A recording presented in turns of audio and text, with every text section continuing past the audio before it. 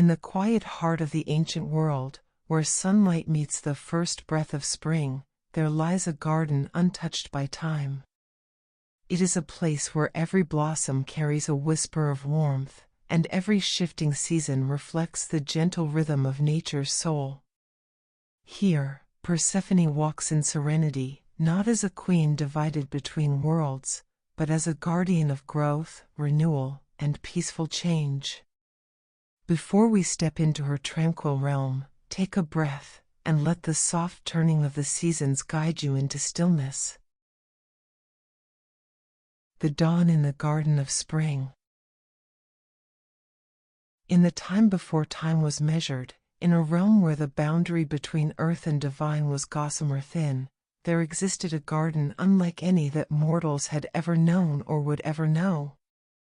It was a place where seasons did not war with one another but danced in eternal harmony, where growth and rest were equal partners in an endless cycle, where every seed knew its purpose and every flower understood its place in the great pattern of existence.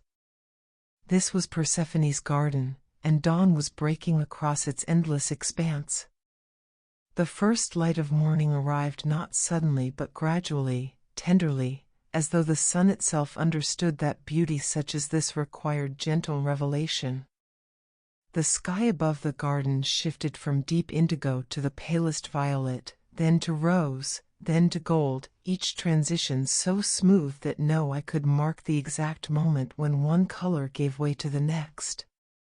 Persephone stirred in her bower at the garden's heart, a shelter woven from living vines that had grown into the shape of a small dwelling, its walls breathing, its roof opening and closing with the rhythms of day and night.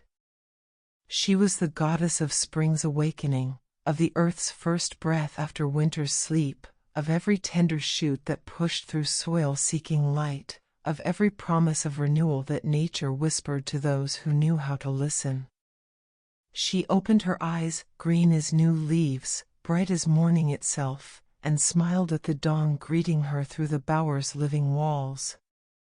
The smile was not one of mere pleasure but of deep recognition, of understanding that this moment, like all moments in the garden, was exactly as it should be, was part of a pattern so vast and intricate that even gods could only glimpse its full beauty.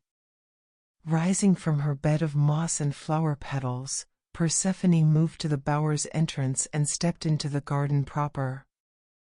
The grass beneath her bare feet was still damp with dew, each blade holding tiny droplets that caught the strengthening light and transformed it into thousands of tiny rainbows, creating the impression that she walked across a field of scattered jewels. Around her, the garden was awakening with her, responding to her presence, to her essence, to the fundamental nature of what she was, life renewing itself, hope manifesting in physical form, the eternal return of warmth and growth and possibility. The first flowers were already opening their petals to greet the day.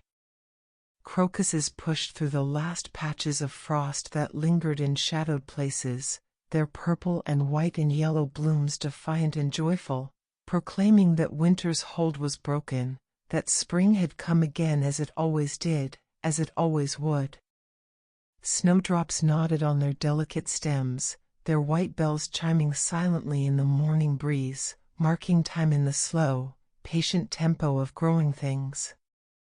And everywhere, on every branch, beneath every leaf, in every corner of the garden, dew sparkled like the stars had descended during the night and been caught by the earth, held there until morning could reveal their captured beauty.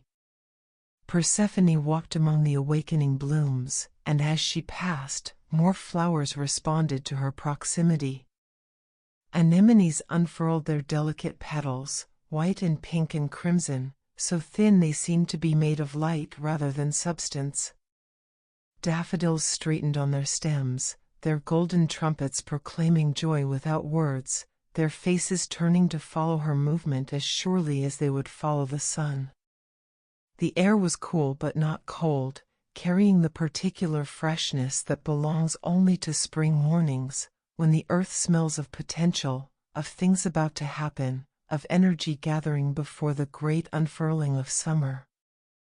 It was scented with growing things, the green smell of grass, the sweet perfume of early blossoms, the rich aroma of soil warming after winter's sleep, all of it mixing into a fragrance that spoke of life, of renewal, of the world making itself new once more. Persephone breathed deeply, drawing that air into her lungs, feeling it nourish her not just physically but in deeper ways, in the essential ways that connected her to the garden and the garden to her, creating a circuit of energy and intention that flowed between goddess and earth in patterns too subtle for mortal perception but which formed the foundation of spring's very existence. As she walked, the garden revealed its morning sounds, a symphony composed by nature itself, conducted by the rising sun, performed by countless small creatures who made the garden their home. Birds were beginning their dawn chorus, their songs overlapping and interweaving in complex harmonies. Thrushes offered their flute-like melodies from high branches. Wrens delivered their chattering declarations from thickets and hedges. Larks spiraled upward into the brightening sky, their ascending notes following their flight, creating music that rose like the prayers of the world made audible. And beneath the birdsong, quieter but no less important, came the rustling of small lives stirring after night's rest. Field mice emerged from their burrows, their tiny feet pattering across leaves as they began their morning foraging. Rabbits hopped between flower beds, their noses twitching as they sampled the new growth, taking only what they needed, part of the garden's balance rather than threats to it. Butterflies, the earliest ones, hardy species that emerged with the first warmth, began to dry their wings in patches of sunlight, preparing for the day's flight among the blossoms. Even the insects contributed to the morning symphony. Bees were already moving between flowers, their humming creating a bass note beneath the higher melodies of bird and breeze. Beetles clicked and buzzed in the undergrowth. Crickets who had sung through the night were fading now, their music giving way to day's different orchestra, but a few still offered closing notes, bridging the gap between darkness and light. Persephone paused beside a small pool that formed the heart of one section of the garden. The water was perfectly clear, fed by a spring that rose from deep within the earth, carrying minerals and nutrients that would nourish everything that grew here.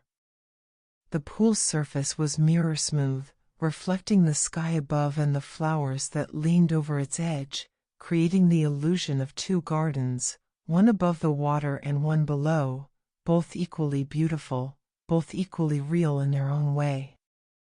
She knelt beside the pool and touched the water with her fingertips, sending gentle ripples across its surface. The ripples distorted the reflection, breaking the perfect image into fragments before it slowly reformed, demonstrating the principle that underlay everything in the garden, that disruption was temporary, that balance would always reassert itself, that what was broken would heal, that what was scattered would gather again. In the water, she could see her own reflection looking back, a face that was young and ancient simultaneously, beautiful in the way that growing things are beautiful, marked not by perfect symmetry but by vitality, by the quality of being fully alive, fully present, fully engaged in the act of existing. Her hair fell around her shoulders in waves that shifted color depending on the light, now dark as rich soil, now bright as wheat in summer sun, now auburn as autumn leaves, now almost white as winter frost.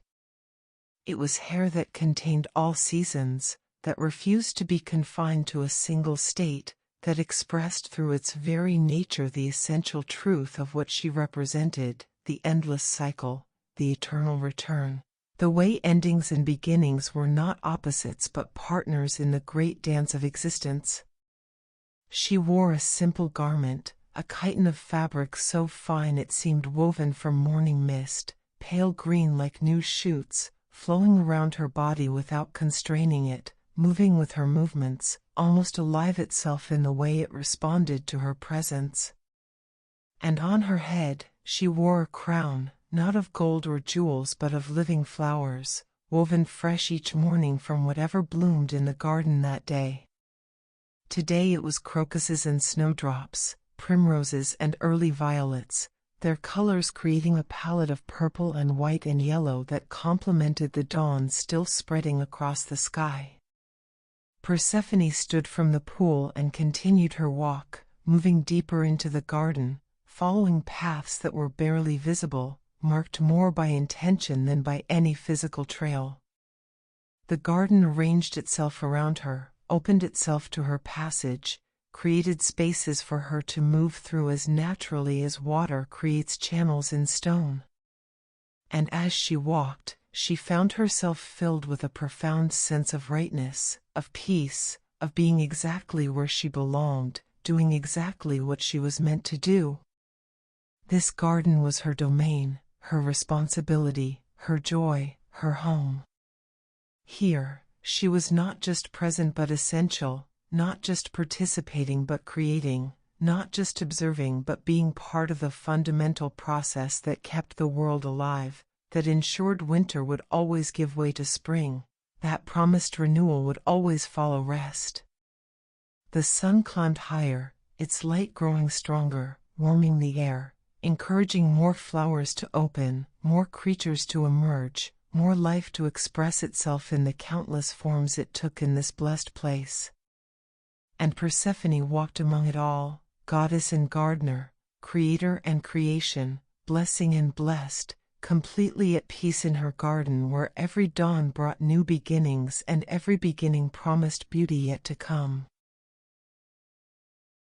Walking among blossoms. As the morning light strengthened and the sun climbed higher in the sky, Persephone left the pool and followed a path that wound through the heart of her garden, where the flowers grew most abundantly, where spring expressed itself with the kind of joyful excess that characterized new life freed after winter's constraints.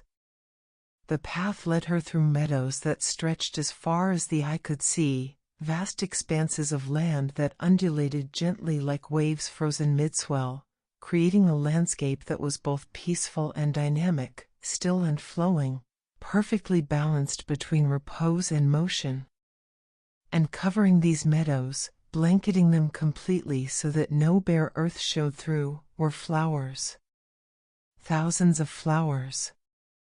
Millions of flowers. So many flowers that attempting to count them would be like attempting to count the stars, both futile and somehow missing the point, for their beauty lay not in their number but in their collective presence, in the way they transformed the landscape into something that transcended mere physical reality and became an expression of pure joy made visible. Anemones were everywhere, their delicate flowers nodding on thin stems, petals so fragile they seemed to tremble at the slightest breeze. They came in shades that ranged from pure white to deep crimson, with every gradation of pink and purple and rose in between, creating a spectrum of color that was constantly shifting as the flowers moved, as light played across their surfaces, as shadows and brightness created ever-changing patterns across the meadow's expanse. Among the anemones grew narcissus, their white and yellow blooms standing slightly taller, their sweet perfume carrying on the air, mixing with the scents of other flowers to create a fragrance that was complex beyond description, that contained notes of honey and citrus, of green stems and warm earth, of everything that made spring recognizable to those who knew its scent. As Persephone walked among them, the flowers responded to her presence. Where her bare feet touched the ground, new blooms emerged, not violently, not suddenly, but with the gentle inevitability of dawn following night. The soil would stir slightly, barely perceptibly, and then a green shoot would appear, would rise, would unfurl, would blossom, the entire process compressed into moments but still maintaining the essential rhythm of growth, the natural tempo that governed all living things. She could feel them responding to her, could sense their awareness, not consciousness in the way humans or animals possessed consciousness, but something else, something more fundamental. An essential aliveness, a participation in existence that was direct and unmediated, that didn't require thought or decision but simply was, the way a flower was a flower, complete and perfect in its being without needing to understand or analyze or judge its own existence. The meadow seemed to breathe with her, to inhale when she inhaled, to exhale when she exhaled, creating a synchrony between goddess and garden that was so complete it became impossible to say where one ended and the other began. Was she walking through the garden, or was the garden expressing itself through her? Was she creating the flowers, or were they creating her?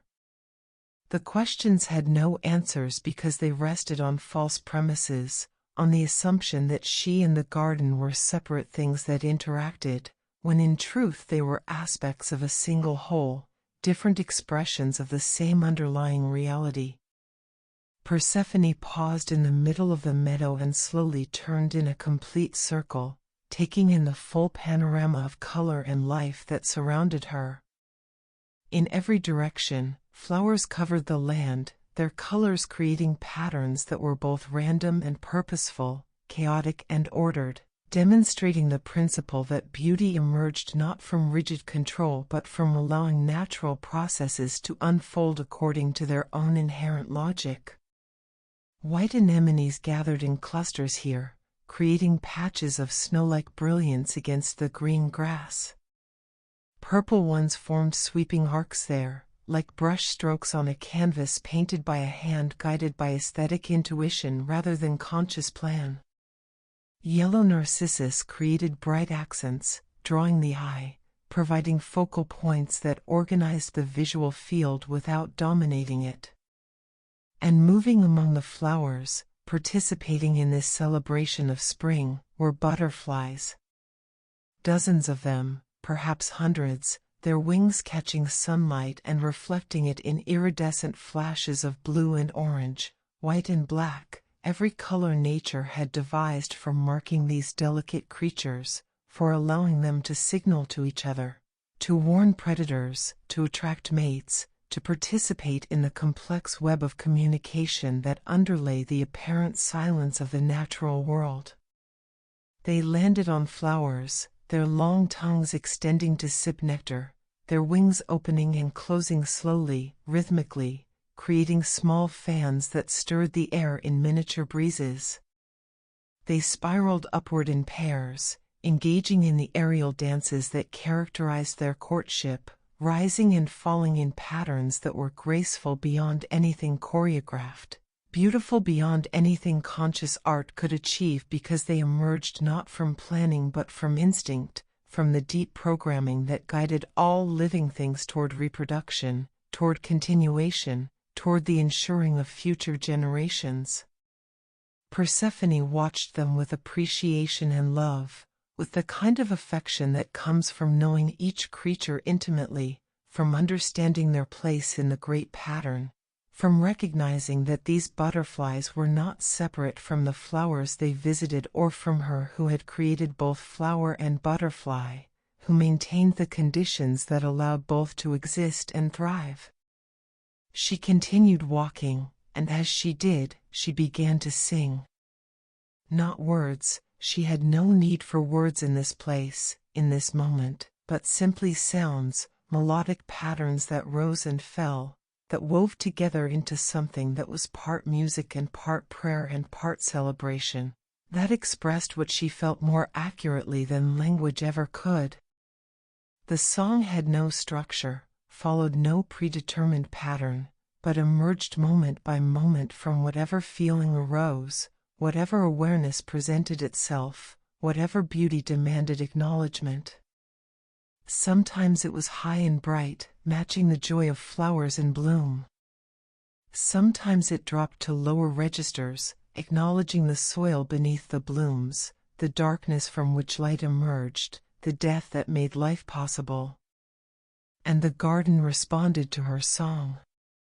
The flowers seemed to sway more noticeably, though the breeze remained constant. The butterflies altered their flight patterns, moving in ways that complemented the melody she offered.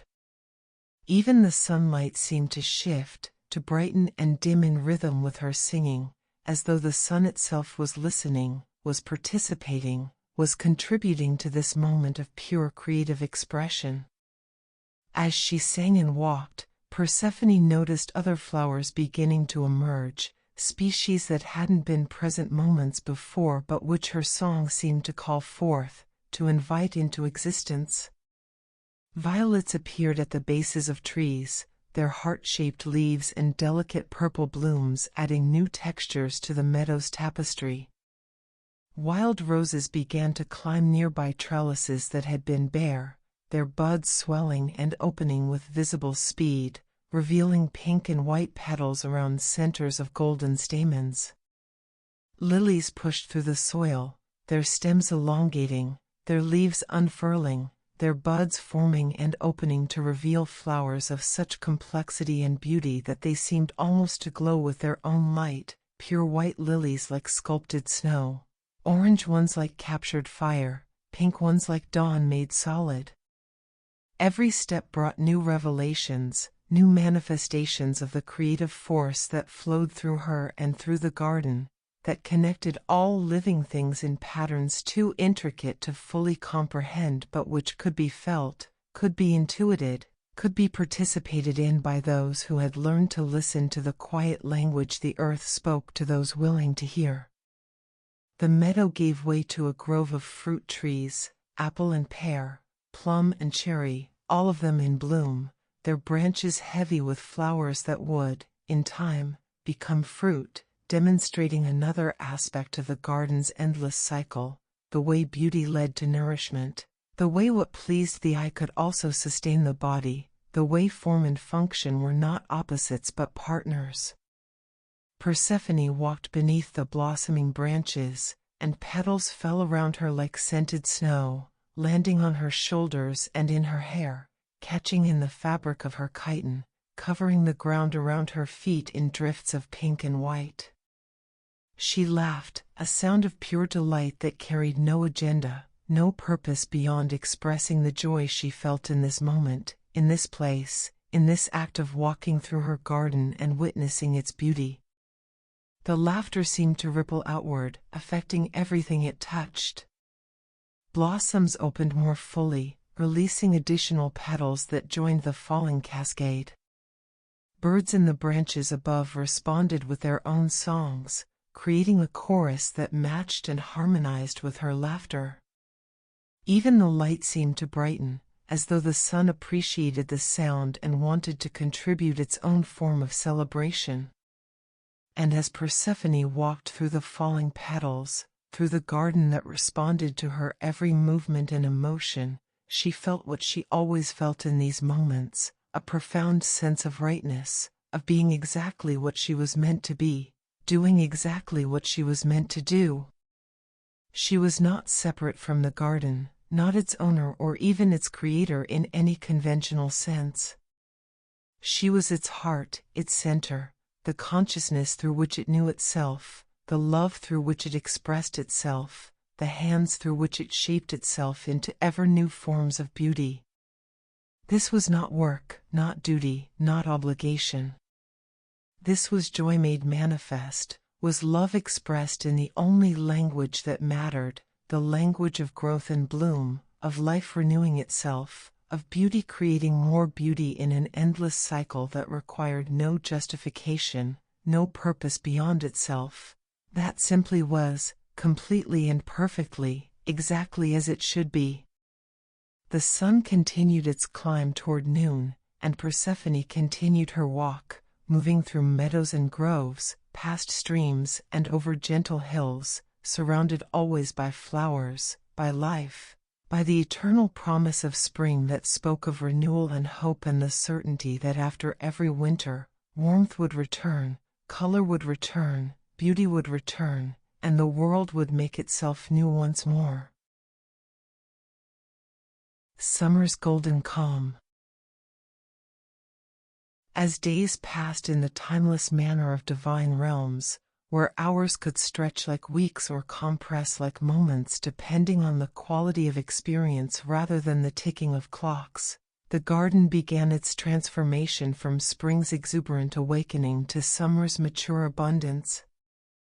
The change was not sudden or jarring but gradual, gentle, like one melody giving way to another in a continuous symphony, each phrase flowing naturally from what came before, each new movement building on themes already established while introducing variations that kept the composition fresh and engaging.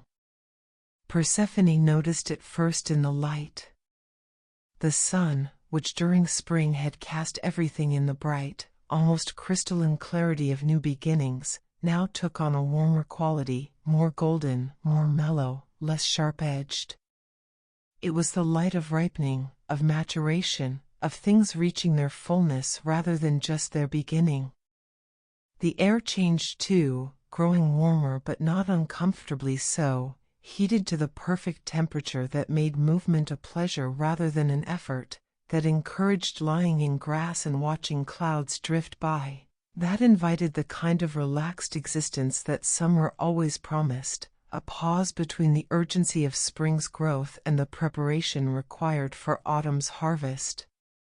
And the garden itself transformed, responding to these shifts in light and temperature with the kind of fluid adaptability that characterized all living things, that demonstrated nature's fundamental principle of constant adjustment, of responding to conditions rather than resisting them, of flowing with change rather than being overwhelmed by it.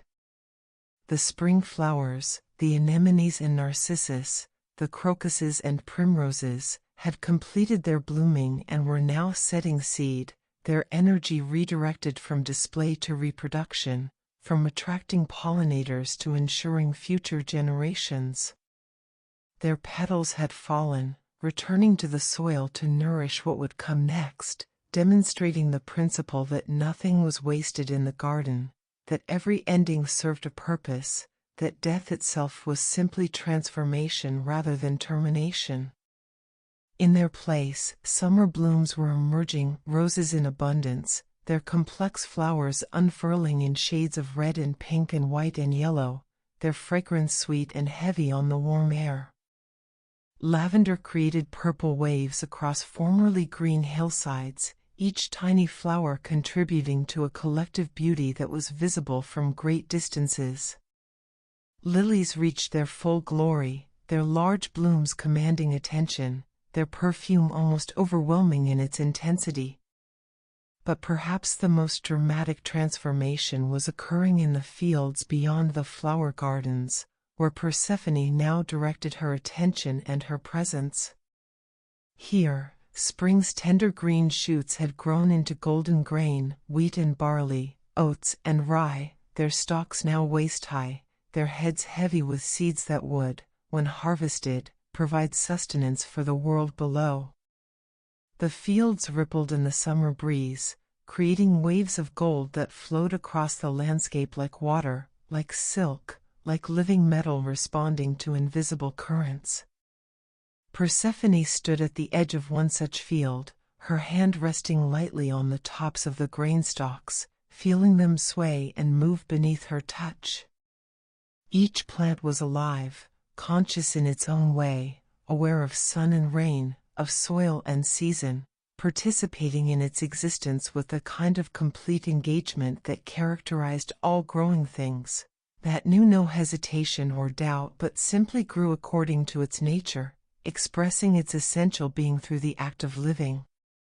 She walked into the field, and the grain parted before her, creating a path, welcoming her presence as it always did. The stalks brushed against her arms and legs, their rough texture pleasant rather than irritating, their movement creating soft rustling sounds that were both soothing and rhythmic, like distant waves or wind through forest canopy. As she walked deeper into the field, Persephone became aware of another presence approaching, a consciousness she knew as intimately as she knew her own, a being who was part of her in ways that transcended normal relationships, who was connected to her not just through affection but through essence, through the fundamental nature of what they both were. Demeter emerged from between the golden stalks, and at the sight of her mother, Persephone felt her heart expand with love and joy, with a particular happiness that comes from being in the presence of someone who knows you completely, who accepts you entirely, who sees both your light and shadow and loves all of it without reservation. Demeter was goddess of the harvest, of agriculture, of the cultivated fields that fed humanity, and she appeared now as a woman in her prime, neither young nor old but ageless, timeless, her beauty the beauty of ripeness rather than of budding youth. Her hair was the color of wheat in sunlight, her eyes the deep brown of rich soil, her hands strong and capable from millennia of tending crops and ensuring abundance. She wore a simple dress the color of honey, and around her waist was a belt from which hung small tools, a pruning knife, a gathering basket, implements of cultivation and care. On her head sat a crown woven from wheat stalks, their golden heads forming an aureole that caught sunlight and seemed to glow with its own inner radiance. "Daughter," Demeter said, her voice warm and rich as summer itself, and she opened her arms in welcome. "Mother," Persephone replied, moving forward into that embrace, feeling herself enfolded in love and acceptance, in the profound peace that came from being with someone who had known her since before her beginning, who had shaped her existence, who remained always a source of comfort and wisdom and unconditional support. They held each other for a long moment, no words necessary, simply sharing presence, sharing breath, sharing the deep contentment that comes from this kind of connection, from being with someone who was simultaneously separate and part of you, distinct and yet fundamentally linked. When they finally separated, Demeter took Persephone's hand and together they began to walk through the grain fields, their movements synchronized, their steps matching without conscious effort, two beings moving as one because they understood each other so completely that coordination required no thought, happened naturally, was simply how they existed together. "The crops are beautiful this year," Demeter observed, her free hand trailing across the wheat tops, her touch gentle but assessing, checking the ripeness, feeling the weight of the grain, determining whether harvest time was approaching or if more days of sun and warmth were needed. "Everything flourishes in your care," Persephone replied, and it was true. Where Persephone brought flowers and beauty, renewal and hope, Demeter brought sustenance and security, the practical abundance that allowed life to continue, that transformed beauty into nourishment, that ensured survival as well as joy. They walked on, and as they moved, they began the work they had done together for countless ages, the tending of the fields that stood between wild nature and cultivated agriculture, that represented humanity's partnership with the earth, the agreement between mortal need and natural abundance. Demeter would pause occasionally to examine a particular plant, to assess its health, to remove any weeds that had managed to establish themselves among the grain. Her movements were efficient but not rushed, practiced but not mechanical, demonstrating the kind of mastery that comes from doing something so often and so well that it becomes second nature, becomes an expression of who you are rather than simply something you do. Persephone followed, and where Demeter tended the practical aspects of cultivation, she brought blessing, brought vitality, brought the kind of flourishing that went beyond mere survival and entered the realm of thriving. She would touch a plant that seemed slightly stunted, and it would respond by standing straighter, by growing more vigorously. She would breathe across a section of field, and the grain there would seem to glow more brightly, to hold more life, to promise more abundant harvest. They worked in harmony, mother and daughter, two aspects of the same principle, the principle that the earth provided, that nature gave freely, that abundance was the natural state of the world when things were properly balanced, when taking and giving were maintained in equilibrium, when gratitude and care accompanied every harvest. As they moved through the fields, they talked, not about anything particularly important or profound, but simply sharing observations and thoughts in the way that people do when they're comfortable with each other, when silence is equally acceptable as conversation, when words serve connection rather than merely conveying information. Demeter spoke of the satisfaction she felt watching crops mature, seeing the culmination of seasons of work and care. Persephone shared her joy in the flowers that bloomed at the field edges, in the way beauty and utility could coexist, could enhance each other rather than competing. They laughed together at the antics of field mice who were already eyeing the ripening grain, calculating when it would be ready for their own harvest. They paused to watch a hare bound through the wheat, its passage marked by a trail of moving stalks.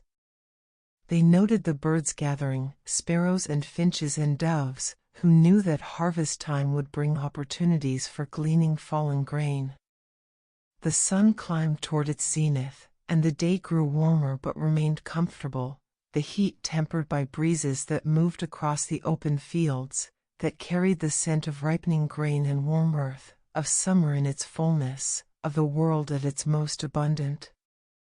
Demeter and Persephone reached the center of the largest field and sat down together in the shade of a solitary oak tree that grew there, an ancient sentinel that had watched over these fields for longer than mortal memory could reach. The tree's broad leaves created dappled shade, and its massive trunk provided a backrest as they settled onto the grass at its base. From this vantage point, they could see the entire expanse of the grain fields, could watch the wind create patterns across the golden surface, could observe the play of light and shadow as clouds drifted past the sun, could simply be present with the beauty and abundance that surrounded them. "This is what brings me peace," Demeter said softly, her eyes scanning the fields with deep satisfaction. "Seeing the earth provide, knowing that when these grains are harvested, many will be fed, that our work here serves not just beauty but survival, not just joy but necessity." Persephone leaned her head on her mother's shoulder, comfortable in this gesture of affection, of trust, of the easy intimacy that existed between them. "And yet the beauty matters too," she said. "The world needs nourishment, yes, but it also needs loveliness, needs reasons to celebrate beyond mere survival, needs reminders that existence is gift as well as challenge." Demeter smiled and kissed the top of her daughter's head. "This is why we work together," she said. "You bring the beauty, I bring the sustenance, and together we ensure the world has what it needs, both practically and spiritually, both for body and for soul." They sat together in peaceful silence, two goddesses resting in the shade of an ancient tree, surrounded by fields of golden grain, beneath a summer sky that stretched endlessly above them, perfectly content in this moment that required nothing more than their presence, their connection, their shared love of the earth and all it produced. The world breathed around them, the slow, peaceful breath of summer at its height, when growth had reached its maximum, when harvest was approaching but not yet arrived, when everything existed in that perfect pause between becoming and completion, between potential and actualization, suspended in the golden calm that characterized this season above all others. Mother and daughter, goddess of cultivation and goddess of renewal, sat together in perfect harmony, and the fields around them flourished under their combined blessing, promising abundance, promising sustenance, promising that the cycle would continue as it always had, that the earth would provide as it always did, that summer would give way to autumn and autumn to winter and winter to spring again in the eternal dance of seasons, each one necessary, each one beautiful, each one a gift to the world that turned beneath the sun. The quiet harmony of autumn. As summer's golden abundance gradually gave way to autumn's deeper tones, the garden transformed once more, entering a phase that was neither the exuberant joy of spring nor the full-bodied warmth of summer, but something more contemplative, more reflective, tinged with both satisfaction and gentle melancholy, the bittersweet awareness that beauty, while eternal in cycle, was temporary in expression. The change announced itself first in the quality of light. The sun, which during summer had blazed with confident strength, now took on a softer character, its rays slanting at gentler angles, creating longer shadows, painting everything in hues that were warmer and more mellow, amber and bronze, copper and gold, the colors of harvest and completion, of cycles drawing to their natural close. The air grew crisper, particularly in the mornings and evenings, carrying a sharpness that awakened the senses, that made each breath feel clearer, more vivid. It smelled different too, less of green growth and more of ripeness, of fruit heavy on branches, of leaves beginning their slow transformation, of earth preparing for rest. Persephone walked through her garden as autumn deepened, and she felt the shift not just around her but within her, for she was connected to these changes in ways that went beyond observation, beyond even participation. She was part of the cycle, expression of it, and as the season turned, something in her nature turned as well, moving from spring's maiden brightness toward a different aspect of her being, one that understood endings as well as beginnings, that knew that rest must follow growth, that recognized the necessity of letting go. The trees were the most visible markers of autumn's arrival. Their leaves, which had been uniformly green throughout spring and summer, now began their annual metamorphosis, transforming into a symphony of color that rivaled even the spring flowers for beauty, though the beauty was of a different character, less about promise and more about fulfillment, less about what would be and more about what had been. Maples turned brilliant red, their leaves like flames frozen against the sky, so bright they seemed to glow with their own inner fire. Oaks shifted to deep bronze and russet, their transformation more subtle but no less beautiful, creating a foundation of warm earth tones that grounded the brighter colors around them. Birches became golden yellow, their white bark providing striking contrast, making each tree look like a torch lit against the approaching darkness. And the beeches turned a color that had no simple name, something between copper and amber, between gold and rust, catching light in ways that made them seem almost metallic, almost magical, as though they were not trees at all but sculptures cast from precious metals and placed in the garden by some divine artisan. Persephone moved beneath these changing canopies, and leaves fell around her like colored snow, drifting down in lazy spirals, each one following its own path, each one beautiful in its descent. She caught some as they fell, examining their intricate patterns, the veins that had once carried sap now visible as delicate tracery, the colors spread across their surface in gradients that no human artist could perfectly replicate. Each leaf was unique, she noticed, as she always noticed during this season. No two were exactly alike in shape or color or pattern, and yet all were equally beautiful, equally perfect in their individuality.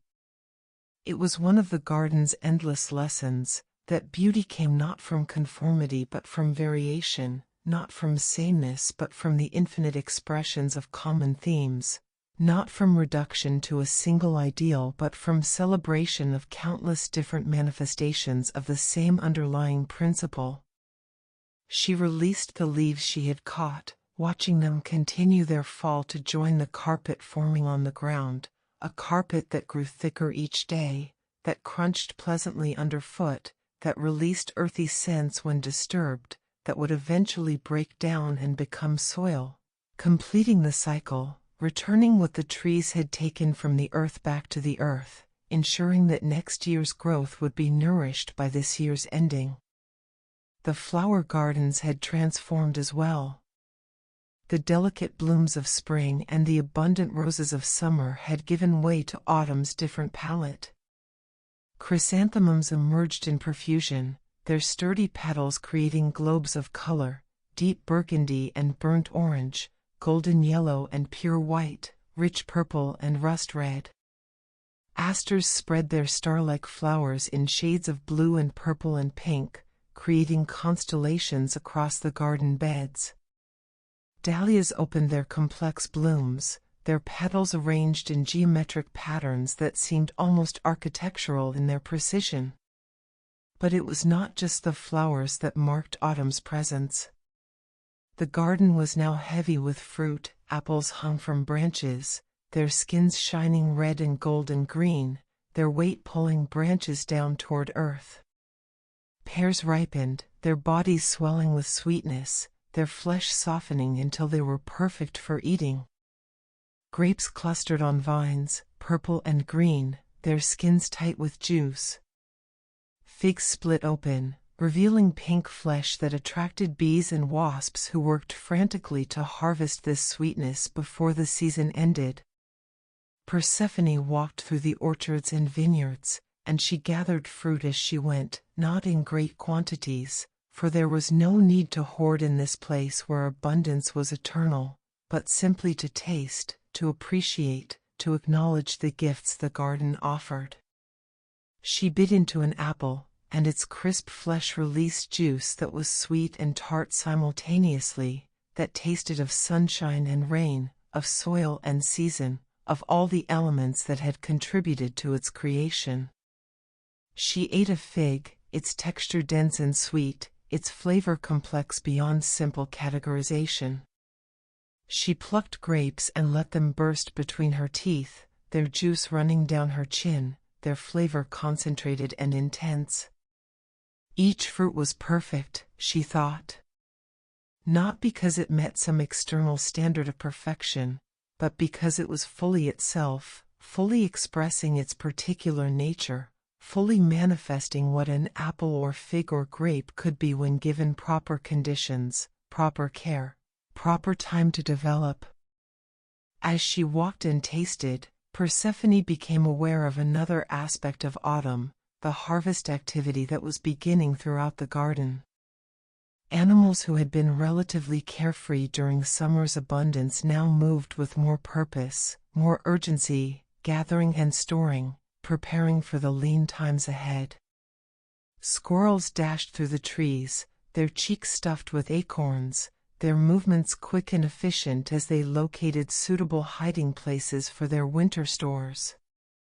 Birds gathered in flocks, their conversations loud and constant as they discussed migration routes, as they prepared for the long journeys that would take them to warmer climates. Even the insects moved differently, their activity taking on a desperate quality as they raced to complete reproduction, to ensure eggs were laid in protected places, to finish their life cycles before the cold arrived. But despite this increased activity, despite the underlying awareness that winter was approaching, the overall feeling of the garden remained peaceful, remained harmonious. This was not frantic preparation born of fear but practical readiness born of understanding, of knowing that cycles turned, that seasons changed, that what was needed now was different from what had been needed before, and that was neither good nor bad but simply the nature of existence. Persephone found herself drawn to a particular section of the garden, a meadow that during spring and summer had been filled with flowers but which now was going to seed. The flower heads had dried on their stems, and seed pods had formed, each one containing the promise of next year's blooms, holding within their small bodies the entire future of their species, the continuation of beauty deferred but not denied. She knelt among these dried stalks and began to gather seeds, her fingers working with practiced efficiency, separating seeds from chaff, sorting different varieties into the mental categories she maintained, knowing which would need to be planted in autumn, which would wait for spring, which required special conditions, which were hardy enough to scatter randomly and trust to find their own proper places. This work was meditative, repetitive in a way that freed her mind to wander, to reflect, to process the changes that were occurring not just in the garden but in herself. For she knew that soon, very soon, she would need to leave this place, would need to descend to the underworld, would need to take on her other role, her other aspect, becoming not the goddess of spring's renewal but the queen of the realm below, presiding over what waited in darkness, over what rested in death, over all that existed in shadow and silence. The thought brought neither fear nor sadness but a kind of peaceful acceptance. This too was part of the cycle, part of the pattern that gave structure and meaning to existence. Just as the garden needed seasons, needed winter's rest as much as summer's growth, so too did she need both aspects of her being, the bright and the dark, the above and the below, the maiden of flowers and the queen of shadows. She continued gathering seeds, her basket filling gradually, and as she worked, she felt the garden around her settling into its own preparations for rest. The leaves would continue to fall until the trees stood bare, revealing the elegant architecture of their branches against winter sky. The last flowers would bloom and fade, returning their energy to roots that would sleep through cold months. The animals would complete their preparations, then retreat to dens and nests and burrows, waiting out the harsh season in protective hibernation. And she would go down, would leave this bright realm for the darker one below, would trade flowers for shadows, sunlight for torchlight, the company of growing things for the company of shades and spirits. But she would do so knowing that it was temporary, that spring would return as it always did, that she would rise again and the garden would wake with her, that the cycle was eternal and could be trusted completely. The sun, lower now in its arc across the sky, cast long golden light across the meadow, and Persephone stood with her basket of seeds, surrounded by dried stalks that rustled in the autumn breeze, and she felt at peace. Not because everything was perfect. If perfection meant unchanging, then nothing in the garden was perfect. But because everything was exactly as it should be, exactly as it needed to be, following the patterns that had been established before time began, that would continue after time ended, that were written into the fundamental nature of existence itself. She turned back toward her bower, carrying her seeds, walking through the autumn garden that was no less beautiful for being in transition, no less worthy of love for being temporary, no less sacred for being in a phase of ending rather than beginning. The quiet harmony of autumn wrapped around her like a comfortable cloak, and she walked in peace, accepting what was, welcoming what would be, trusting in the wisdom of cycles, in the necessity of seasons, in the eternal return that promised that every ending was also a beginning. Every autumn led to winter which led to spring, and love and beauty, though they might transform, would never truly cease to be. Winter's soft slumber. The time had come, as it always did, as it always would.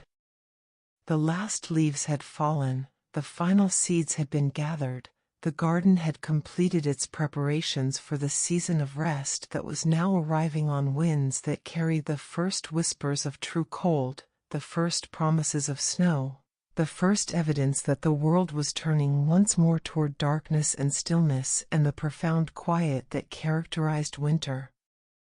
Persephone stood at the boundary between her garden and the entrance to the realm below, a place where earth opened into passages that led downward, where light gave way to shadow, where the warm surface world transitioned into the cool depths where the dead dwelt, where memories rested, where everything that had been but was no longer found sanctuary and peace.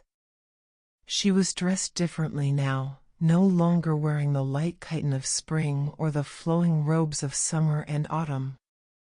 Instead, she wore garments of deep indigo and midnight blue, colors that spoke of depths and mysteries, of the darkness that held all things before birth and received all things after death.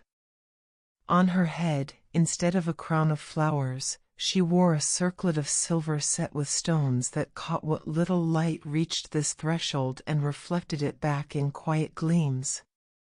She turned for one last look at her garden, at the realm she was leaving for the season, and what she saw was beautiful in a way that was entirely different from spring's exuberant color or summer's golden abundance or even autumn's warm transformation.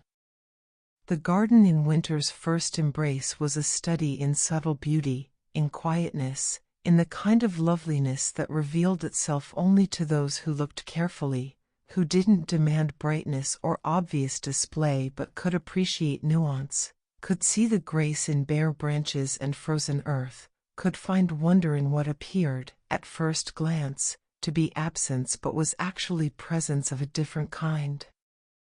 The trees stood bare, their branches etched against a sky that had turned the color of pewter, that held the promise of snow in its heavy stillness. But those bare branches were not dead, were not empty, they were resting, holding within their wood the sap that would rise again in spring, carrying in their buds the leaves and flowers that would emerge when warmth returned.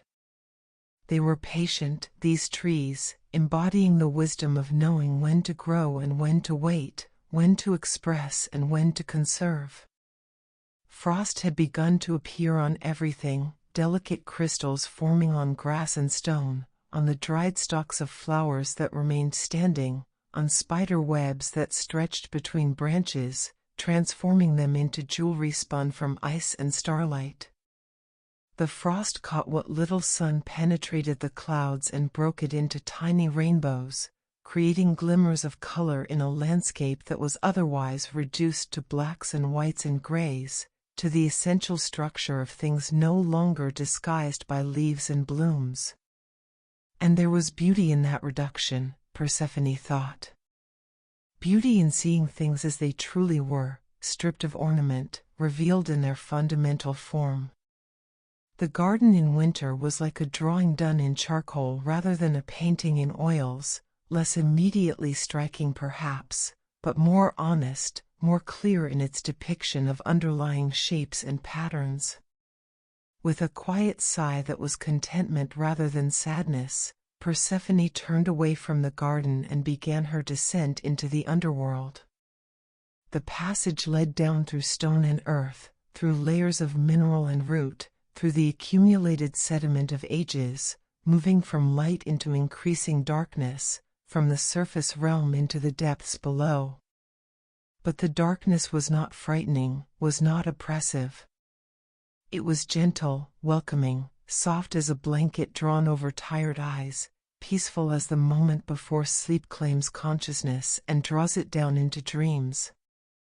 This was not the darkness of threat or danger but the darkness of rest, of restoration, of the quiet that allows healing and renewal to occur unseen, unnoticed, in the deep places where life's essential work happens away from observation. As she descended, Persephone felt herself changing, felt the spring aspect of her nature receding and the winter aspect emerging. She was still herself, she was always herself, complete and whole, but different facets came forward in different seasons. Different qualities expressed themselves depending on what was needed, what was appropriate, what the time called for. Here, in the realm below, she was not the maiden of flowers but the queen of shadows, not the bringer of renewal but the keeper of rest, not the one who awakened but the one who soothed into sleep. And she settled into this role with the same peace and acceptance she brought to all aspects of her existence, knowing that this too was necessary, this too was sacred, this too served the great pattern.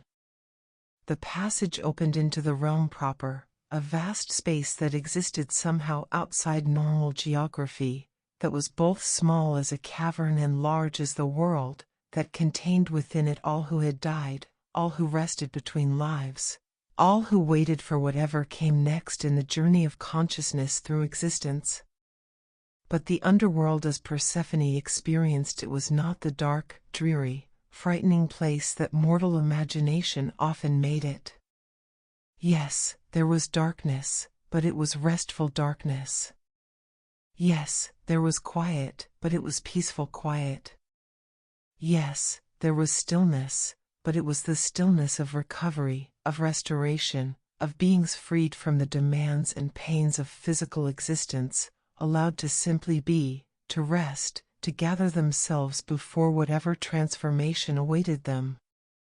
Hades was there to greet her, her partner in this realm, her complement, the god of the underworld who maintained its structures, who ensured that death was not chaos but transition, not ending but transformation, not loss but change of form. He was tall and solemn, his face marked by the kind of gravity that came from dealing constantly with finality, with the fact that all physical existence was temporary, that everything that began must end, at least in its current form. But when he saw Persephone, his severe features softened, and he smiled, a gentle expression that transformed his face, that revealed the kindness beneath the seriousness, the compassion beneath the stern duty. "Welcome, my queen," he said, and in his voice was genuine gladness at her return, genuine appreciation for her presence, genuine love that was deep and steady even if it was different from the bright passion mortals celebrated. "It's good to be home," Persephone replied, and she meant it. This realm was as much her home as the garden above, served needs as important as those served by spring's flowers, fulfilled purposes as sacred as those fulfilled by summer's abundance. Here, she could rest too, could be still, could exist without the constant creative output that characterized her time above, could simply be present with what was rather than always working toward what would be. Together, Persephone and Hades walked through their realm, and she saw that even here, in this place of shadows and stillness, there was work for her to do, gifts for her to offer, care for her to provide. The shades who dwelt here, spirits of the dead waiting for rebirth or final rest or whatever their particular path required, looked up as she passed, and their shadowy forms seemed to brighten slightly, to gain substance, to find comfort in her presence. She was life's memory in the realm of death, was the promise that rest was temporary, that renewal would come, that even in the deepest darkness, the potential for return to light remained. She moved among them, offering gentle touches, soft words, the reassurance that they were not forgotten, not lost, not condemned to emptiness but were resting as the earth rested, sleeping as the seeds slept, waiting as winter waited for the inevitable return of warmth and waking and new growth. And then Persephone did something that was, perhaps, her most important work in this realm. She visited the gardens that existed even here, in the depths, in the darkness, in the place where most believed nothing could grow. For there were gardens in the underworld, secret places where Persephone had coaxed life to flourish even in the absence of sunlight, where she had taught plants to draw their energy from other sources, from the warmth of the earth's core, from the slow decay of organic matter, from the life force that permeated everything, even shadows. These were not the bright, abundant gardens of the surface. These plants were pale, often colorless, their forms strange and otherworldly, adapted to conditions that would kill their surface cousins. Mushrooms grew here in profusion, not the simple mushrooms that mortals knew but varieties that existed nowhere else, that glowed with their own faint luminescence, that created forests of light in the darkness, that proved beauty could exist even without sun, even without the conditions that mortals thought necessary for life. There were flowers too, white as bone, fragile as breath, their petals translucent, their stems seemingly too delicate to support their blooms. Yet they flourished here, fed by Persephone's care, blooming eternally in the dark, providing beauty for the shades who wandered these halls, offering evidence that even death's realm was not devoid of grace, not empty of loveliness.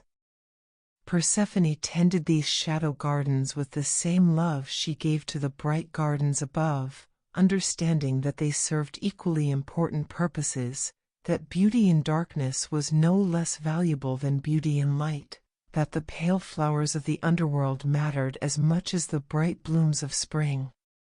As she worked, she felt the surface world above her settling deeper into winter. She could sense it even from this depth, the snow beginning to fall, covering her garden in white, the temperatures dropping further, the world entering the deepest phase of rest, the time when everything stopped, when all activity ceased, when silence reigned complete and absolute. And she knew that beneath that snow, beneath the frozen ground, the roots and seeds and bulbs she had tended were resting, were gathering themselves, were preparing for the moment when her return would signal that winter's sleep was ending, that it was time to wake, to grow, to express themselves once more in leaf and bloom and fruit. But that moment was not yet. Now was the time for rest, for darkness, for the quiet work that happened unseen, for the restoration that occurred in shadow, for the healing that could only happen when all external demands ceased, when consciousness could turn inward, when being could exist without the need to constantly do.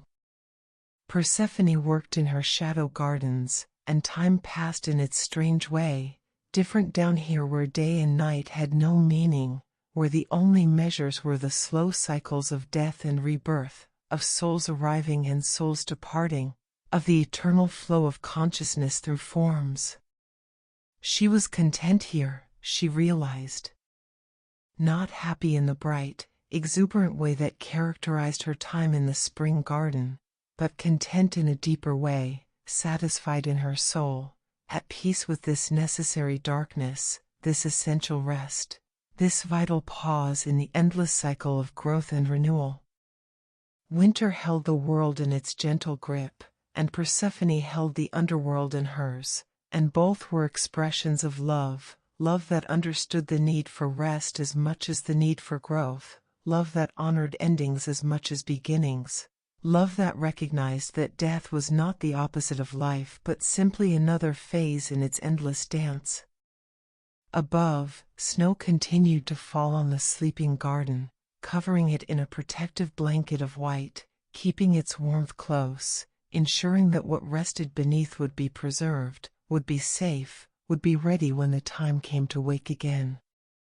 And below, in the shadowed realm, Persephone tended her pale flowers and watched over the resting shades, and she waited with perfect patience, with complete trust, knowing that the wheel would turn as it always turned, that winter would give way to spring, that darkness would give way to light, that she would rise again when the world above was ready to receive her, ready to wake from its slumber, ready to bloom once more in response to her presence. But for now, this moment, this season, there was only the soft slumber of winter, the peaceful darkness of rest, the gentle quiet of a world held in suspension, gathering itself for the next great expression of life and beauty and abundance that would come, inevitably, when the time was right, when the cycle completed itself once more, when spring's promise became spring's reality, and the eternal dance began again. The promise of renewal. Deep within the underworld, where time moved according to its own rhythms, Persephone began to feel the stirring. It was subtle at first, barely noticeable, like the first faint tremor that signals a distant earthquake, like the softest touch of wind that precedes a storm, like the quietest whisper that announces the arrival of something significant. The earth above was beginning to wake. She could sense it even from this depth, even surrounded by stone and shadow, even in the timeless realm where day and night had no meaning. It came as a feeling more than a thought, as an awareness that rose from deep instinct rather than conscious observation, as knowledge that lived in her bones and blood, that was written into the fundamental nature of what she was. Winter's grip was loosening. The days, imperceptibly at first and then more obviously, were growing longer. The sun, though it had never truly left, was returning to its strength, climbing higher in the sky with each rotation of the earth, sending its warmth deeper into frozen ground, beginning the slow work of thawing, of melting, of transforming ice back into water, solid back into liquid, stillness back into flow. And beneath the snow that still covered much of the surface world, beneath the frozen earth, in the protected darkness of soil, the seeds and bulbs and roots were stirring too, responding to signals too subtle for mortal senses to detect but which spoke clearly to those attuned to them: the slight increase in temperature, the faint shift in the quality of moisture, the barely perceptible lengthening of light that penetrated even underground. It was time. Time to return. Time to rise. Time to bring spring back to the world that had rested through winter's long sleep and was now ready to wake, ready to grow, ready to bloom again in the endless cycle that gave structure and meaning to existence. Persephone stood in her shadow garden, surrounded by the pale flowers that grew in eternal darkness, and she felt the pull upward, felt the call to ascend, felt the world above reaching for her, needing her, ready to receive her return and respond with the explosion of growth and color that her presence would trigger.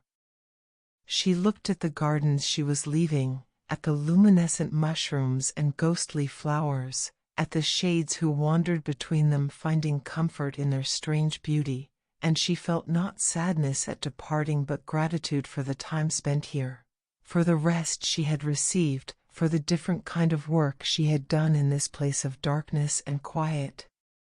"It's time," Hades said, appearing beside her as he so often did, his presence announced not by sound or movement but by simply being there, suddenly, as though he had always been there and she had only just noticed. "I know," Persephone replied, and she turned to him, looking into eyes that held depths of understanding, that had witnessed every soul's transition from life to death, that knew endings with an intimacy no other being could claim. He took her hands in his, and his touch was cool but not cold, steady but not rigid, offering support without constraint, giving strength without demand. "The world above needs you," he said. "The cycle requires your return. But you will come back when autumn fades to winter, as you always do, as you always will. And you will be here," Persephone said, not asking but stating, for this was the certainty they shared, the foundation of their partnership, that he would maintain this realm, would keep order in the depths, would ensure that death remained transition rather than chaos, while she brought renewal to the surface, would ensure that life continued its endless expressions of beauty and abundance. "Always," Hades confirmed, and he leaned forward to kiss her forehead, a gesture of blessing and farewell, of love that was deep even if it was quiet, that endured even if it was not constantly proclaimed. Then he released her hands and stepped back, giving her space to begin her ascent, to start the journey that would carry her from darkness back to light, from the realm of shadows to the garden that waited for her touch, for her presence, for the spring she embodied and would bring with her like a gift, like a promise fulfilled, like hope made manifest. Persephone moved toward the passage that led upward, the same passage she had descended months before, though months meant little in this timeless place and could just as easily have been days or years, for duration was measured not in temporal units but in the quality and completion of cycles. As she began to climb, moving from the depths toward the surface, she felt herself changing once more, felt the winter aspect of her nature receding and the spring aspect emerging, felt darkness giving way to light within her own being, felt the queen of the underworld becoming again the maiden of flowers, the keeper of shadows transforming back into the bringer of renewal. The passage grew brighter as she climbed, light increasing gradually, imperceptibly at first and then more obviously, showing that she was approaching the surface, approaching the world of sun and growth, approaching the garden that had slept through winter and was now ready to wake at her return. And then, with a final step, she emerged into open air, into daylight, into the garden that was her home, her domain, her joy and responsibility. The first thing she noticed was the temperature, still cool but no longer freezing, touched with a warmth that promised more warmth to come, suggesting that winter's worst was past, that the slow warming toward summer had begun even if it would be months before full heat arrived. The second thing she noticed was the light, brighter than it had been when she descended, the sun climbing higher, staying longer, banishing darkness not completely but pushing it back, creating more hours of illumination, more time for growth, more opportunity for the photosynthesis that would drive the greening of the world. The third thing she noticed was the sound, water moving, ice melting, snow turning liquid and flowing down in streams and rivulets, returning to earth, soaking into soil, bringing moisture that had been locked in frozen form back into circulation, making it available for roots to draw up, for plants to use, for life to resume its active expression. And the fourth thing, the most important thing, was the response. The garden knew she had returned. The earth felt her presence. And everywhere, in every corner, in every section, in every part of the vast expanse that was her domain, things began to happen. Beneath the snow that still covered much of the ground, green shoots were pushing upward, following some inner compass that told them which direction was up, which way led to light and air and the possibility of flowering. They moved with surprising speed now that the signal had been given, now that Persephone's return had announced that the time for waiting was over, that the time for action had arrived. Crocuses were first, as they always were, their purple and white and yellow blooms breaking through the last patches of snow, defiant and joyful, proclaiming that spring had come, that the cycle was continuing, that life had triumphed once more over the appearance of death, demonstrating that what seemed ended had merely been resting, gathering strength for this moment of return. Snowdrops followed, their white bells nodding in the cool breeze, delicate but hardy, beautiful but strong, showing that fragility and resilience were not opposites but could coexist, could reinforce each other, could together create something more perfect than either could alone. And then came the others, hyacinths pushing through soil, their dense flower clusters beginning to form, their fragrance sweet and penetrating. Daffodils emerging, their green leaves first and then their golden trumpets, announcing joy with their bright color, with their cheerful faces turned toward the strengthening sun. Tulips rising, their petals still closed but the buds visible, promising color to come, suggesting abundance ahead, demonstrating the patience of beauty that knew its time would arrive and so could wait without anxiety or doubt. Persephone walked through her awakening garden, and with each step, the response intensified. More flowers emerged. More green shoots pushed through soil. More buds swelled on still bare branches, preparing to burst into leaf and bloom. The garden was coming alive, was responding to her presence not because she forced it but because her return signaled that conditions were right, that the time had come, that the cycle was moving forward as it always did, as it always would. She knelt beside a patch of crocuses, touching their petals gently, feeling their texture, soft but with a kind of strength that came from cells filled with sap, from life force flowing through tissues, from the fundamental vitality that characterized all growing things. They trembled slightly at her touch, and she fancied she could feel their joy, their relief at having made it through winter, their eagerness to fulfill their purpose, to bloom and be beautiful and attract pollinators and produce seeds and ensure that next year there would be more crocuses, more beauty, more expressions of life's endless creativity. Standing, she continued her walk, and the garden continued its awakening. Birds that had been silent through winter began to sing, their spring songs different from their winter calls, more complex, more melodious, announcing territory and seeking mates, building the foundations for nests that would hold eggs that would hatch into the next generation. Trees that had stood bare began to show the first signs of leafing out. The buds that had been tight and closed through cold months were swelling, softening, preparing to burst open and release the leaves that had been folded within them all along, waiting for this moment, ready to spread and catch sunlight and begin the work of photosynthesis that would feed the tree's growth through the warm months ahead.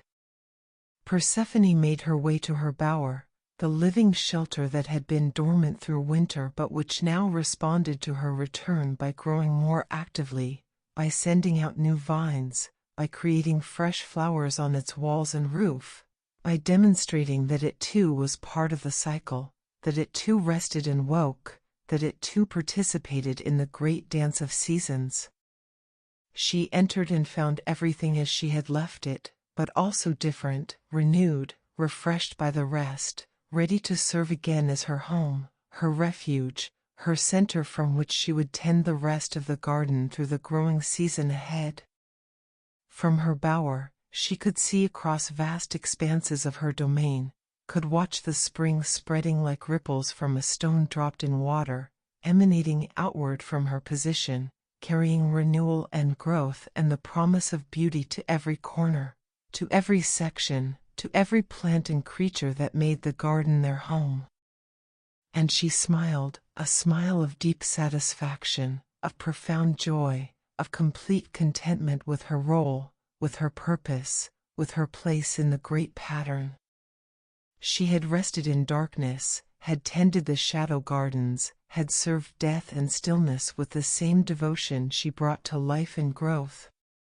But now she was home again, was in her element, was doing what she did best and loved most, bringing spring to the world, coaxing beauty from soil, ensuring that the promise of renewal was not just kept but exceeded, that each spring was as magnificent as the last, that the cycle continued its eternal turning, that life expressed itself again and again in infinite variations on eternal themes.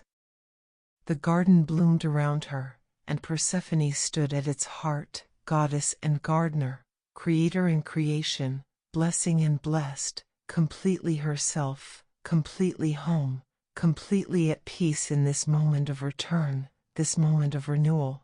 This moment when winter's rest gave way to spring's exuberance and the world remembered how to be beautiful, how to be alive, how to celebrate existence through the simple act of growing, blooming, expressing the fundamental yes to being that characterized all living things and that she embodied more perfectly, more completely, more essentially than perhaps any other being in existence. Eternal serenity in the garden. As evening approached and the sun descended toward the western horizon, painting the sky in gradations of rose and gold and violet, Persephone found herself drawn to a particular place in the garden, a quiet grove where ancient trees formed a natural circle around a clearing, where the grass grew soft as velvet, where a sense of timelessness was more pronounced than anywhere else in her domain. This was the heart of the garden in some fundamental way, though it was not physically central. It was a place of power, of peace, of deep connection to the forces that governed existence. Here, the boundary between the mortal and divine was even thinner than usual, and here, the eternal patterns that structured reality were more visible, more palpable, more available to consciousness that knew how to perceive them. Persephone entered the grove as the last light was fading from the sky, as the first stars were beginning to appear, as the day was making its slow transition to night in that liminal time when both coexisted, when neither fully dominated, when the world held its breath between one state and another. She moved to the center of the clearing and sat on the grass, arranging herself in a position that was both relaxed and alert, at ease and attentive, demonstrating that rest and awareness need not be opposites but could coexist, could support each other, could together create a state of being that was richer than either alone. The moon was rising, she noticed, a full moon, perfectly round, climbing above the trees with serene majesty, its silver light beginning to wash across the garden, creating a different kind of illumination than the sun's golden glow, softer and more mysterious, revealing aspects of beauty that daylight concealed, showing that the world held different faces depending on what light one used to see it. Under the moon's gentle radiance, the garden transformed. Colors that had been bright under sunlight became muted, subtle, creating a palette of silvers and grays and deep shadows that was no less beautiful for being restrained, that proved beauty need not shout to be appreciated, that quiet loveliness could move the heart as deeply as dramatic display. The flowers around the clearing seemed to shimmer in the moonlight, their petals catching and reflecting the silver glow, creating the impression that they were made not of vegetable matter but of solidified moonbeams, of captured starlight, of the very essence of night made visible and tangible. White blossoms, which during day appeared simple and pure, now glowed with an almost supernatural radiance, as though lit from within. Pale pink roses became pearls scattered across dark stems. Even the deeper colored flowers, the purples and blues, took on an ethereal quality, their hues transformed by silver light into shades that had no names in human languages, that could only be experienced, never adequately described. Persephone breathed slowly, deeply, drawing in air that was cool and fresh, that carried the scent of growing things mixed with the clean mineral smell of moonlight, if moonlight could be said to have a smell, and here in this place, perhaps it could. For here the normal rules were more suggestions than laws, more flexible than fixed. As she sat in the moonlit clearing, surrounded by ancient trees and shimmering flowers, Persephone felt the year settling into her awareness, not as a sequence of events or a progression of tasks completed, but as a wholeness, as a complete cycle that included spring's exuberance and summer's abundance, autumn's quieting and winter's rest, all of them necessary, all of them sacred, all of them expressing different aspects of the same fundamental truth. The cycle of seasons was not just something that happened in the external world, she understood. It was also an internal reality, a pattern that lived in consciousness, that structured experience, that taught those who paid attention about the nature of existence itself. Spring taught about beginnings, about potential, about the joy of emergence and the courage required to push through soil toward light, to be vulnerable and tender and trust that the world would support growth rather than crush it. Summer taught about abundance, about the flowering of what had been planted, about the importance of full expression, of not holding back, of living at maximum capacity, of giving everything to the moment because summer would not last forever and what was not experienced now might never be experienced at all. Autumn taught about completion, about the satisfaction of cycles fulfilled, about the wisdom of knowing when to hold and when to release, when to gather seeds and when to let them scatter, when to prepare for rest and when to surrender to it. And winter taught about the necessity of stillness, about the restoration that could only happen in darkness and quiet, about trust that life had not ended but was merely sleeping, would return when conditions were right, would emerge again in new forms while maintaining essential continuity. These were not just lessons about gardening or agriculture or even about nature in its broader sense. They were teachings about existence itself, about how to live, about the patterns that governed all things, growth and rest, activity and stillness, expression and retreat, all of them necessary, all of them valuable, all of them part of what it meant to be alive, to participate in the great dance of consciousness moving through time.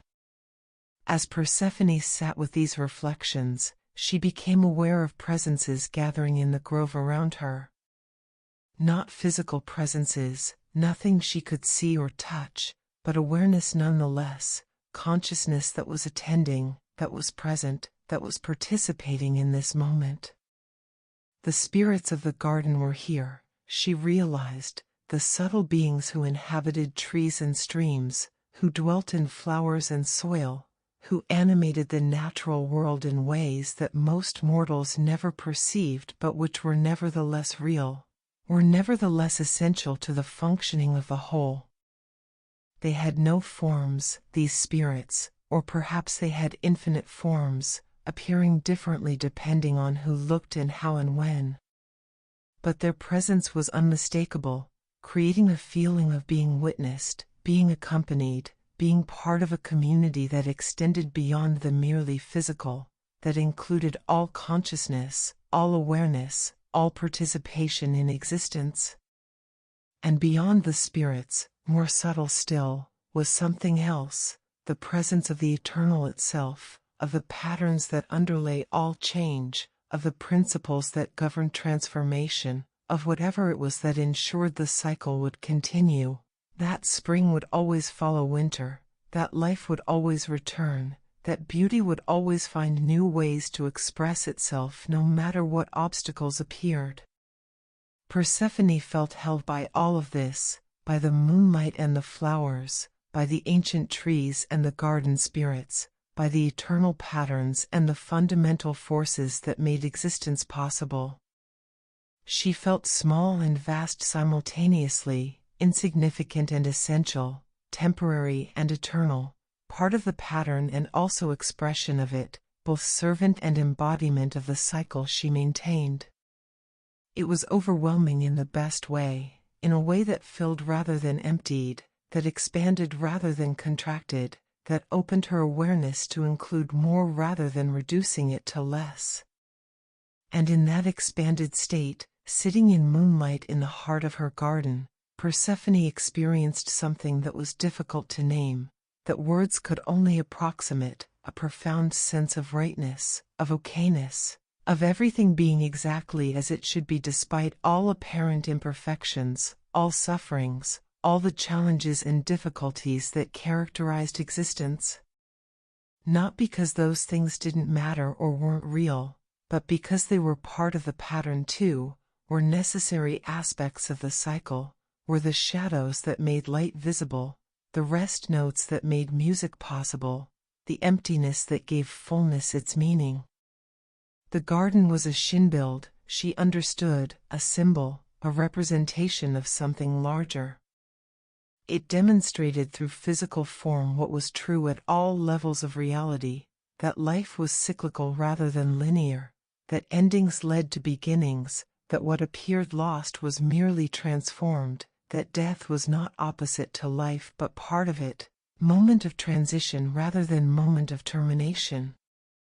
And she herself was both gardener and garden, both keeper of the cycle and expression of it, both witness to the patterns and manifestation of them, demonstrating that separation between observer and observed was illusion, that subject and object were ultimately one, that consciousness and world were not distinct but were aspects of the same fundamental reality viewed from different perspectives. The moon climbed higher, and the garden breathed around her, a slow, peaceful breath that matched her own, that matched the breath of the earth itself, that was perhaps the breath of the universe, the great inhale and exhale of existence expressing itself, contracting and expanding, manifesting and retreating in eternal rhythm. Time ceased to have meaning. Persephone might have sat in that clearing for minutes or hours or days, it didn't matter. What mattered was the quality of the experience, the depth of the peace, the completeness of the connection she felt to everything, the dissolution of boundaries that normally made her feel separate, distinct, individual. She was Persephone, yes, the goddess of spring, the keeper of the garden, the queen of the underworld, all of that remained true. But she was also the flowers that bloomed, the seeds that germinated, the soil that nourished, the rain that fell, the sun that warmed, the moon that illuminated, all of it, everything. The whole vast interconnected web of existence that had no beginning and no ending but simply was, eternally, completely, perfectly. The seasons sang to her, and she heard their song, a slow, eternal melody that had no composer because it was composition itself, that had no beginning because it had always been, that would have no ending because it would always be, changing constantly while remaining essentially the same, different notes from the same fundamental tone, infinite variations on the eternal theme. Spring sang of renewal and hope, of tender green and bright color, of butterflies and birdsong, of everything fresh and new and beginning.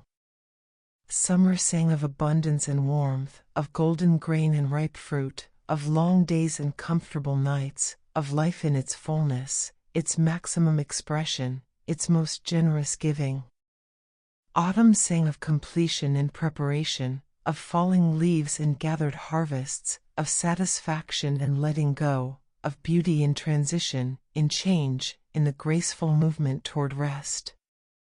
Winter sang of stillness and restoration, of snow and frost, of seeds sleeping and roots resting, of darkness that protected rather than threatened, of death that was not ending but transformation, pause before the next beginning. And together, woven into harmony, the seasons created a symphony that was existence itself, that was the music of the spheres made audible to those who knew how to listen, that demonstrated the principle underlying all things, that life was not static but dynamic, not fixed but flowing, not something to be grasped but something to be danced with, moved with, surrendered to while also shaping, participating in while also witnessing, creating while also receiving. Persephone sat in her garden, and the garden sat in her, and the distinction ceased to matter because both were true, both were real, both were expressions of the same underlying unity that only appeared as multiplicity from certain perspectives, that revealed itself as oneness when consciousness expanded enough to include rather than exclude, to embrace rather than separate, to see connections rather than divisions. As dawn approached, though she had not been aware of the night passing, had been outside time in some fundamental way, the quality of light began to change.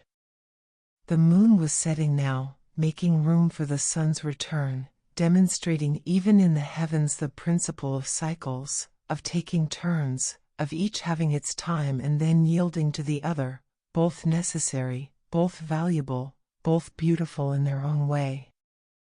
The first birds began their morning songs, and Persephone stirred, returning fully to her individual consciousness, to her particular identity, while maintaining the expanded awareness she had touched, carrying it forward like a gift, like a reminder, like a truth that once known could never be completely forgotten.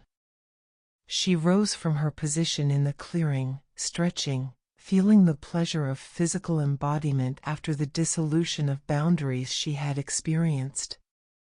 It was good to be infinite, but it was also good to be finite, to be particular, to be Persephone rather than everything, to have form and function and specific purpose rather than being everywhere and everything all at once.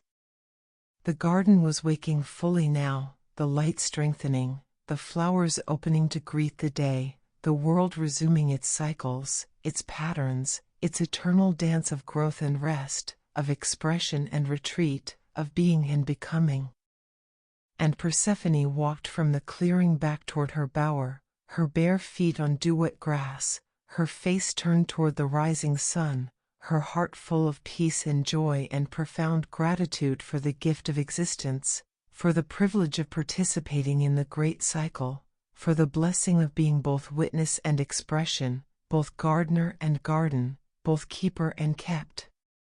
The garden lived, and she lived in it, and it lived in her, and all was well, was perfect, was exactly as it should be, now and always, in eternal serenity, in infinite peace, in the endless beauty of seasons turning, of life expressing itself, of consciousness knowing itself through infinite forms while remaining essentially one, essentially whole, essentially complete. All was garden. All was cycle. All was peace. And in that peace, in that completeness, in that eternal serenity, Persephone dwelt, goddess and maiden, queen and gardener, keeper of spring's promise and holder of winter's rest, embodiment of the eternal cycle, expression of nature's wisdom, blessing to all who entered her domain and learned from her garden the lessons it taught about living, about dying, about the great dance that connected all things in patterns of beauty that could never be exhausted, could never be completed, could only be celebrated, honored, and continued, season after season, year after year, eternally.